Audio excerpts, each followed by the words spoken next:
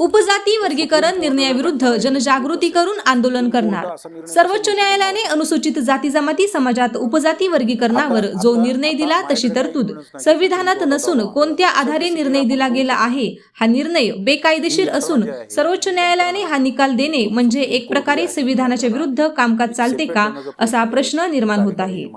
या निर्णयामुळे नेमकं काय सिद्ध होणार आणि राज्य सरकारला याचा अधिकार नाही तरी सरकार या निर्णयावर काम करत आहे। बेकायदेशीर निर्णयावर सरकार सर्वे करत असेल तर तो संविधानिक विरुद्ध काम करत असल्याचे यावरून दिसून येते।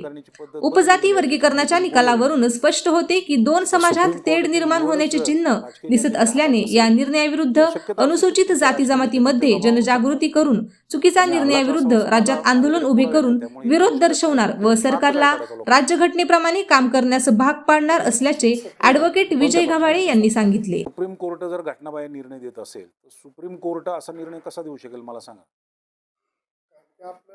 आता आता आता माझ्याकडे काय एव्हिडन्स नाही की सुप्रीम कोर्टावर दावा मानला जाते, पण सद्यस्थिती आपण बघू शकतो ना। ही यंत्रणा जी आहे ही सुप्रीम कोर्ट जी आहे ही यंत्रणा ही सेपरेट ठेवण्याचा प्रयत्न केला आहे। 3 कार्यकारी जी मंडळ आहेत त्यामध्ये हे सुप्रीम कोर्ट आहे, ज्युडिशरी, तर हे स्वतंत्र राहिलेली आहे का, स्वतंत्र ठेवलेली आहे का? सुप्रीम कोर्टाची निवड करण्याची पद्धत जी आहे ती बदलली गेलेली आहे।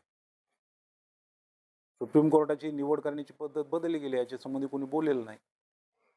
पण सुप्रीम कोर्टाची निवडच जर राजकीय नेत्यांच्या हातात असेल तर शक्यता असू शकते ना की राजकीय नेते त्यांच्या दबाव आणू शकतात। त्यांनी आणलाच असावं असं माझ्याकडे पुरावे नाही, त्यामुळे हे बोलू शकत नाही। परंतु ह्यातून अर्थ काय काढायचा लोकांनी? कोणत्या पक्षामध्ये? आता तुम्हाला कोणत्या? बीजेपी मध्ये मी कार्यकर्ता म्हणून आता असं तुमचं म्हणणं आहे, बरोबर ना? तर आता मला एक सांगा, भारतीय जनता पार्टीला मी त्यांच्या पक्षात आहे त्यांनाच माहिती नाही,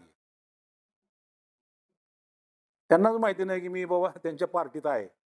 एक दुसरी गोष्ट काय माहिती का की बाबासाहेब आंबेडकरांच्या तत्वाला जर कोणी हरताळ पसत असेल, संविधानावर गळा जर कोणी संविधानाचा घोटत असेल आणि अनुसूचित जाती, माझे समाज, गोरगरीब माणसं यांचे हक्क नियमबाह्य पद्धतीने हिरावले जात असतील तर मी कोणत्या तरी राजकीय पार्टीचा आहे आणि त्यामुळे मी गप बसायचं हा माझा स्वभाव नाही आहे। माझ्या अंगामध्ये रक्तामध्ये बाबासाहेब आंबेडकरांचं रक्त आहे आणि माझ्या बापाने जरी या संबंधी विरोध केला तर माझ्या बापाला सुद्धा विरोध करण्याची ताकद माझ्यामध्ये आहे। मला राजकीय पद मिळेल किंवा मला काय राजकीय विकास होईल या पद्धतीचा कार्यकर्ता मी नाही आणि त्याच्यामुळे मी माग आहे। तुम्हाला आठवत असेल भीमशक्ती शिवशक्तीचा मेळावा मी महाराष्ट्रात पहिल्यांदा घेतलेला कार्यकर्ता आहे। मी मागं का पडलोय? मी मागेच मंत्री झालो पाहिजे होतो। माझ्या या स्वभावामुळे मला जवळ कोण करत नाही आणि मला त्याची चिंता वाटत नाही। उघडच आहे ना, उपवर्गीकरण तुम्ही करताय कशासाठी? उपवर्गीकरण करण्याचा अधिकारच तुम्हाला नाहीये, मग हा खटाटोप कशासाठी चाललेला आहे? बरं, नियम बाह्य पद्धतीने तुमच्याकडे इम्पिरियल डेटाच नाहीये, तुम्ही अभ्यासच केलेला नाही याच्या संबंधी। घटनाबाह्य पद्धतीने जो वर्ण निर्णय आला ते इन्सर्ट करण्याचं कारण काय तुम्हाला? इकडे सरकार म्हणते संविधान आम्ही हात लावून देणार नाही, वाचवतोय, आणि सरकार संविधानाच्या विरुद्ध असे निर्णय घेत आहे। नाही, संविधान जे आहे का नाही, संविधानाच्या संबंधी भारतीय जनता पार्टी किंवा बाकीचे जे का असतील, हा थोडासा विषय आपण बाजूला ठेवू, पण तुमच्यासाठी माहितीसाठी सांगतो, महाराष्ट्रामध्ये संविधानासंबंधी जागर करण्यासाठी महाराष्ट्रातून एक 5-7 लोक निवडली गेली होती आणि आम्ही महाराष्ट्रात संविधानाचा जागर केला। संविधान बदलू शकत नाही म्हणून। संविधान बदलणं सोपं नाहीये, शक्यच नाहीये। संविधान एवढं ताटर, एवढं मजबूत आहे, संविधान एवढं मजबूत आहे की स्वतःचं रक्षण स्वतः करू शकते, पण संविधानावर छुपे हल्ले चालू आहेत आता। म्हणजे ही जी यंत्रणा आहे, जी संवैधानिक यंत्रणा आहे, ती यंत्रणाच हायजॅक केलेली आहे। ते कुणी केली, काय केली हे सगळ्याला माहिती आहे। मी कार्यकर्ता म्हणून, दलित चळवळीतला कार्यकर्ता म्हणून या ठिकाणी बोलतोय। मी भारतीय जनता पार्टी, काँग्रेस पार्टी आणि ते अमुक पार्टी हा विषय घेऊन मी तर बोलत नाही। मी बाबासाहेब आंबेडकरांचा कार्यकर्ता होतो, आहे आणि राहणार, आणि मी त्या अंगाने या ठिकाणी मी बोलतोय। हे सगळं काय त्याची मुस्कटदाबी झाली ना संविधानाची। चांगल्या प्रवाहावर जर पाण्याच्या शेवाळावर जर ती वनस्पती जर उगवली तर त्यामधले मासे गुदमरणार ना। संविधानाची आज अवस्था सगळ्यात शोचनीय अशी झालेली आहे। संविधानासंबंधी आज संविधानाला कर्कचूट मिठी मारली गेलेली आहे। संविधान श्वास घेऊ शकत नाही, संविधान ICU मध्ये आहे। संविधानाला इंजेक्शन लावायला त्याला इंजेक्शन टोचायला कोणी नाही. शेवटच्या घटक्यात शेवटची आजकी चाललेली आहे. प्रत्येक माणसाला वाटतं संविधानाचं रक्षण केलं पाहिजे दलित लोकांनी, म्हणून संविधान येईल की सगळ्याचेच अधिकार जाणार आहे, त्यावेळेस पाळा जागा राहणार नाही तुम्हाला कोणाला. तुम्ही जो हा विषय हाताळताय उपवर्गीकरणाचा, आता तुमची नेमकी पुढची दिशा काय असणार आहे? आणि सामाजिक न्याय विभागाचे जे मंत्री आहेत संजय शिरसाट, यांची देखील भूमिका चर्चेत आहे, तर काय आव्हान असणार आहे पुढे तुमचं? माझं काय म्हणणं आहे की आता हे काय केलं, मी पत्रकार परिषद घेतली, मला राहत नाही म्हणून मी पत्रकार परिषद घेतली. आता ही पत्रकार परिषद घेतल्यानंतर थोडंसं लोकांच्यात फिरून लोकांच्या मध्ये जनजागृती करून ज्या पद्धतीने पाठीमागं आपण ॲट्रॉसिटीच्या समर्थनात मोर्चा काढला होता, आपण 5-6 लाख लोकांचा त्यावेळेस मोर्चा काढला होता आणि मग महाराष्ट्रामध्ये मोर्चे चालू झाले होते. या संबंधी एक आंदोलन उभा करण्याची माझी इच्छा आहे. बघू काय लोक किती साथ देतात, किती यश देतात, पण मी आंदोलन करण्याच्या दृष्टीने वाटचाल करणार आहे. मुख्यमंत्री फडणवीस साहेबांना भेटणार आहे, आनंद शिरसाट साहेबांना भेटणार आहे, आपले जे आणि शिरसाट आहेत मंत्री त्यांना भेटणार आहे, त्यांना निवेदन देणार आहे. ते चुकीचं कसं आहे ते त्यांना पटवून सांगणार आहे. उपवर्गीकरण करण्याचा अधिकार तुम्ही म्हणताय की राज्य सरकारला नाही, मग त्यासाठी काही पुरावा अथवा इम्पेरियल डेटा लागतो. मग जर इम्पेरियल डेटा राज्य सरकारकडे नाही, मग राज्य इम्पेरियल असताना डेटा नसताना राज्य सरकार कुठल्या बेसिसवर हे उपवर्गीकरण करतात? आता हेच मी त्यांना राज्य सरकारला विचारलं, तुम्ही कशाच्या आधारावर करताय? माझा हाच प्रश्न आहे त्यांना. तुम्ही जो मला विचारला आहे तोच प्रश्न मी त्यांना विचारला आहे. इम्पेरियल डाटा जो आहे त्याचे मी तुम्हाला सांगितलं 71मध्ये फक्त हे जनगणना झाली जातीने आहे, 50 वर्षात झालेली नाही.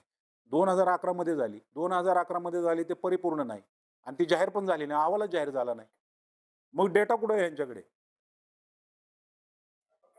त्यांनी जी बदर निवृत्ती समिती नेमली होती, या समितीमध्ये असं म्हटलं की कोणत्याही एका जातीला 100% आरक्षित करता येत नाही आणि म्हणून हे वर्गीकरण केलं जावं असं त्याच्यामध्ये काय काय काय हे जे या सगळ्या संदर्भात जी न्यायमूर्ती बदर निवृत्ती समिती नेमली गेली होती, या समितीने एक उपवर्गीकरणाचा एक प्रारूप आराखडा तयार केला आणि या आराखड्यामध्ये कोणत्याही एका जातीला 100% आरक्षित करता येत नाही असं नमूद केलंय. नाही, जाती ज्या आहेत ना 100% आणि 50% असं कुठं रूल मी वाचलेला नाही संविधानामध्ये. जात हा वर्ग आहे, जात हा वर्ग आहे, अनुसूचित जातीचा वर्ग आहे, त्यात 59 जाती आहेत. आता 59 जातीमध्ये फक्त 50%च मागास आहेत आणि 50% पुढाले ते कशाचे आधारे काढता तुम्ही? हे जे आरक्षण दिलेलं आहे, आरक्षण मागास आहेत म्हणून दिलेले आहेत ना, मग सगळेच मागास होते ना. यांना पाणी पिण्याचा अधिकार नाही, यांना कपडे घालण्याचा अधिकार नाही, यांना स्वतःच्या प्रॉपर्ट्याला राखण्याचा अधिकार नाही, यांना काम नाही, धंदा नाही, गावकुसाच्या बाहेर राहायचं, मडकवर पाण्यासाठी अख्खा दिवस राहायचं 5000 वर्ष. म्हणजे सगळ्यांच्याच वेळ होती ना, मग सगळेच मागास आहे. त्यामध्ये आपल्याला कसं 50% 100% करता येईल? सर्व लोकांना आरक्षण दिलेलं आहे, मागासवर्गीय सर्व लोकांना आरक्षण दिलेलं आहे. आणि बदर समितीचं तसं म्हणत असेल ते दादांत खोटं बोलतायत. बदर समितीनं जो प्रारूप आराखडा तयार केलाय, कुठल्या विषयाच्या अनुषंगानं त्यांना तो प्रारूप आराखडा तयार केला? आपण त्यांना विचारलं पाहिजे. सर्वे झालाय का तुम्हाला या संदर्भात? मी तेच मागे सांगितलं, तुम्ही त्यांनाच विचारलं पाहिजे की तुम्ही कशाच्या आधारे गेले, कुठला इम्पेरियल डाटा आहे. जर डाटाच उपलब्ध नाही सरकारकडे, मग डाटा कुठनं गोळा केला? हा डाटा त्यांच्यावर कुठला असेल मग सांगितलं मी. बार्टी कधी कधी अधूनमधून करते सर्वे, अनुसूचित जाती आयोग करत असेल आणि ह्यांच्याकडे जे नोकर आहेत सनदी नोकर, त्याचा डेटा त्यांच्याकडे असेल. हा अनधिकृत डेटा आहे, अधिकृत डेटा नाही आहे. अधिकृत डेटा कशाला म्हणता येईल? प्रत्यक्ष जनगणना राबवली त्यावेळेस अधिकृत डेटा आहे. शक्य आहे का आता जातीय जनगणना करणं? जसं 2011ला प्रयत्न केला पण तो फेल झाला. सरकार बाकी सगळं करते, जे आपण कल्पना करत नाही असं सरकार करते. मग हे काय मोठी गोष्ट आहे त्यांना? आता काय काय करते मला नका बोलायला, तुम्हाला माहिती आहे काय काय करते सरकार. एससीचं जे उपवर्गीकरणाचा निर्णय सर्वोच्च न्यायालयाने घेतला, काय या निर्णयाला नेमका तुमचा विरोध काय आणि काय असं वाटतं तुम्हाला हे वर्गीकरण झाल्यानंतर नेमके काय तोटे एससी समाजाला होऊ शकतात? एससी समाजामध्ये मी तुम्हाला सांगतो, समजा 13% आरक्षण दिलं, किती टक्के? 13% आरक्षण कुणाला दिलं? मातंग बांधवाला. ठीक आहे, द्या 13% आरक्षण. ते मागास काय 13% आरक्षण दिलं आणि ते पुढारणार आहेत का? याला पण आरक्षण आहे, मला पण आरक्षण, समोरासमोर आरक्षण आहे आमच्या दोघाला. मी अभ्यास करतोय, मी स्पर्धेत होतो, तर मला यश येणार. तुम्ही अभ्यासच करत नाही, तुम्ही जातच नाही, तुम्ही म्हणजे त्या पद्धतीने स्पर्धेत उतरत नाही, मग मला दोष देऊन चालेल का? म्हणजे मला काय म्हणायचं आहे, अशा पद्धतीने तुम्ही हा विषय ज्यावेळेस समोर आणता त्यावेळेस एकमेकावर म्हणजे सात पडसाद, वादविवाद, उत्तर प्रत्युत्तर होणार आणि त्याच्यातून मन दूषित होतात. आणि त्याच्यामुळं काय होतंय, त्याच्यामुळं एससी मध्ये ज्या 59 जाती आहेत त्या 59 जातीमध्ये फूट पडावी ह्या जाती सैरभैरव आहेत आणि विशेष करून फक्त बौद्ध समाज जो आहे का ना, बौद्ध समाज टार्गेटवर आहे सर्वांच्या. याच गोष्टीची संधी साधून सरकार उपवर्गीकरण करते का? हाच उद्देश असावा, दुसरं काय दिसत नाही मला. आणि ते जर तसं करत असेल ते चुकीचं आहे, त्याला माझा विरोध आहे. आता याला म्हटलं- विरोध करता तुम्ही तुम्ही आता हा? म्हटलं की तुम्ही आता 13% याला विरोध करताय, तर ही सर्व विरोध करत असताना तुम्ही ह्याच्याबद्दल आंदोलन उभं करणार का? जनजागृती करून जनजागृती करणार, लोकांच्या जाणार, लोकांना हे पटवून सांगणार, आंदोलन उभा करायचा प्रयत्न करणार. मी काही मंत्री नाही, आमदार नाही, खासदार नाही. मी साधा कार्यकर्ता आहे. माझ्या ताकदीने मला जे करता येईल, प्रयत्न करता येईल तेवढे करील. लोकांना जर पटलं तर लोक उभा राहतील. लोकांचं मॅन्युफॅक्चरिंग तर मी करू शकत नाही. मी प्रयत्न करणार, आटोकाट प्रयत्न करणार. ह्याच्या विरोधात जन आंदोलन उभा केलं पाहिजे. माझ्या विचाराची लोक एकत्रित करणे, लोकांना पटवून सांगणे, त्यासाठी सभा घेणे, कॉर्नर सभा घेणे, फिरणे, या गोष्टी मी करणार. तुम्ही आता उल्लेख केला 13% आरक्षण हे मात्र समाजाला दिलं तर त्यांच्यामध्ये काही सुधारणा होणार नाही. मग असं असताना मग तुमचा नेमका विरोध काय? कशाला? एससीच्या उपवर्गीकरणाला. नाही, आता माझं काय म्हणणं आहे, 13% आरक्षण द्यायला तयार आहे असं मी म्हणतो. 13% आरक्षण घेऊ दे मातंग समाजाने, पण त्यांनी त्यांचा उत्कर्ष होणार आहे का हा प्रश्न विचारलाय मी. माझं काय म्हणणं आहे, हे 13% आरक्षण 59 जातीला दिलेलं आहे. बरोबर आहे, 59 जातीला दिलेलं आहे. आता 59 जातीमध्ये सर्वांना समान संधी आहे. सर्वांना समान संधी 59 जातीला. मातंग समाजाचाच विकास झालेला नाही, मातंग समाज म्हणतो, आणि महारांमुळे विकास झालेला नाही, मातंग समाज म्हणतो. म्हणजे हे जे लोक आहेत, हे लोक जे बोलणार आहेत, सगळा मातंग समाज नाही. सगळा मातंग, जे पेरले गेले लोक आहेत ते बोलतायत, आणि ते हे संपूर्ण 59 जातीमध्ये डिस्टर्बन्स आणतायत.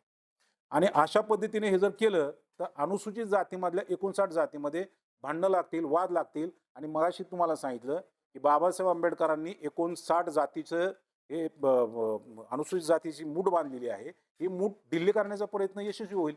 ती होऊ नये म्हणून आम्ही विरोध करतो याला.